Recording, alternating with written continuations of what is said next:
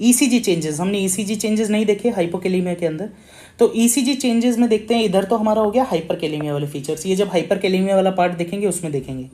ये हमारा normal kalaemia, जब नॉर्मल पोटेशियम हमारा 3.5 to 5 है, तो ये हमारी नॉर्मल ईसीजी है। इसके अंदर ये पी वेव है, ये क्यूआरएस कॉम्प्लेक्स है, ये मेरा टी वेव है, नॉर्मल सब नॉर्मल है।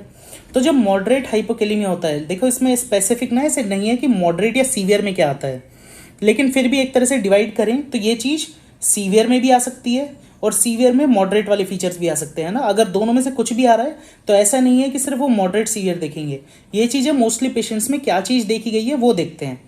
तो अगर मॉडरेट हाइपोकेलेमिया है कि 2.5 to 3 है जैसे पढ़ा था, तो ऐसे में प्रोमिनेंट यू वेव्स आने लगेंगी। ये देखा, ये क्या चीज़ है, ये देखो, ये और ये, यहाँ पे दो वेव्स दिख रही हैं। तो एक तो टी वेव होगी और टी के बाद हमारे पास आती है यू वेव। तो इसके अंदर ये जो वेव है ये यू वेव है।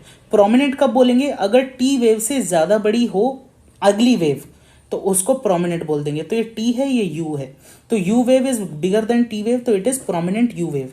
प्लस टी वेव फ्लैटनिंग, ये टी वेव देखो यहाँ पे कैसी है।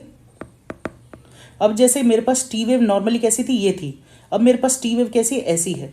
तो रिलेटिव टी वेव फ्लैटनिंग हो गई। तो एक तो होता है प्रोमिनेंट यू वेव और है T wave flattening.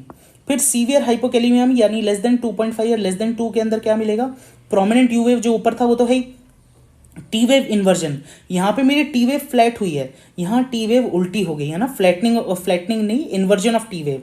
Plus S T depression, ये जो एस टी है यहाँ से आप कंपेयर करोगे कि इस लेवल से मेरा नीचे है एस टी, तो S T depression is there. तो S T depression, T wave inversion, prominent U wave. देखो इसमें आपको बस एक चीज़ याद रखनी है, अगर कभी भी प्रोमिनेंट यू वेव्स आ रही हैं तो it is a feature of hypokalaemia.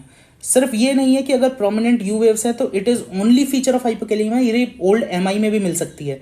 लेकिन if U wave is there और it is prominent U wave तो वो आपको नेग्लेक्ट नहीं करना है, पोटेशियम आपको चेक करना है।